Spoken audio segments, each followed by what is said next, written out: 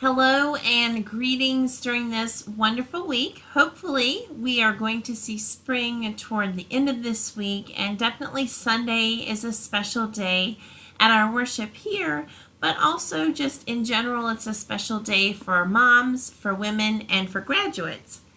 I want to share with you a poem that I found, which is written by a child for their mom, and I just thought it was a precious poem to share, and then I had a few other just little thoughts I want to share with you. So here's the poem, and it's when I think about my mom, M-U-M.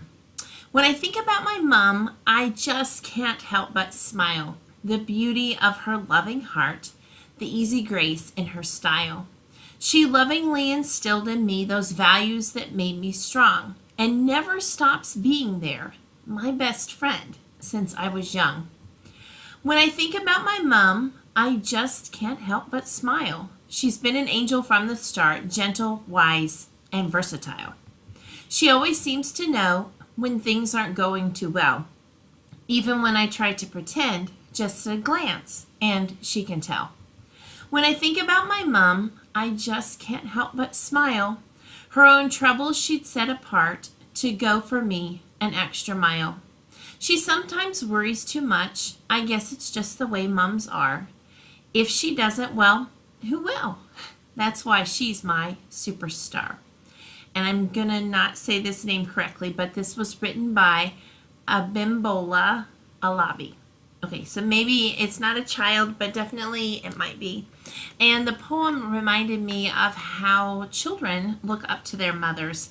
Definitely on Mother's Day, it's kind of a mixed bag, kind of a holiday. It's a hard holiday sometimes for those who have recently lost a parent or a child. It's a hard holiday for those who weren't able to have children but wanted them.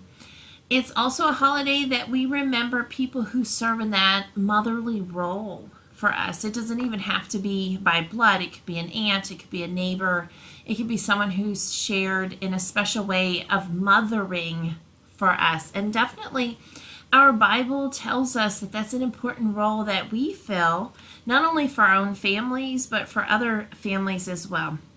So wherever this Mother's Day finds you, know that your church family loves you and we're thinking about you. I keep this little card in my Bible, and you can see what it says. It says, who loves you? And inside it says, I do that too. Have a wonderful summer. Looking forward to seeing you. Love, Mom. And this is one of the very last cards that my mom sent me around Mother's Day before she passed away the next year. And I keep it in my Bible as a reminder that whether our moms or our kids are with us, they hold a deep and special place in our hearts. And those that we mother, or those who have mothered us, also hold a very special place in our hearts. This Sunday as well, with our church family, we are also celebrating our graduates. And there are probably people within our church family who have served as a mothering kind of role for some of these graduates, or mentored them, might be another way to think about it. A verse that we often use during this time of year from Jeremiah 29, verse 11, which is where my little card is from my mom, says, For I know the plans I have for you, declares the Lord, plans to prosper you and not to harm you, plans to give you hope and a future. And as you read a little further, which sometimes we don't do, it says, Then you will call upon me and come and pray to me, and I will listen to you. You will seek me and find me when you seek me with all your heart. I will be found in you, declares the Lord, and will bring you back from captivity. And obviously, this is not necessarily talking about graduates in here. It's a letter to the exiles. It's a letter about how God has a hope. God has a hope and a plan for each of us to prosper and to do well. And when we seek Him, you'll notice in the verses there it talks about seeking Him and pray to Him. He will be there also.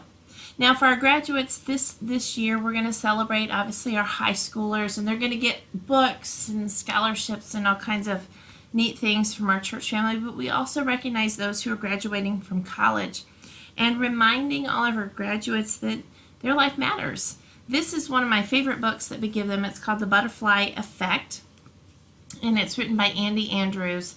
And it's a little bit about how a butterfly, though tiny, affects so much. Their little tiny wings, when they move, starts the air. And then the air moves, and that changes something else, and that changes something else, and it changes something else. And that little tiny movement for that little tiny butterfly makes a difference on things way down the road. And that's what he calls the butterfly effect. If you haven't read it, I encourage you to read it sometime. I think we might have a copy in our church library, or I might have one here in my office if you'd like to read it. But this week is special. It's a week that we recognize those who have accomplished much through graduation and going on to new journeys, those who graduate from college and adulting now in the coming weeks and months. It's also a time we celebrate with women and with moms. And so no matter where you find yourself on the holiday this Sunday, we hope that you'll be a part of our worship.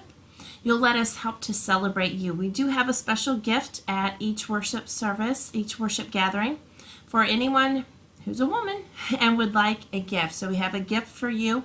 And at our 9:30 fellowship, we're going to have a graduation recognition.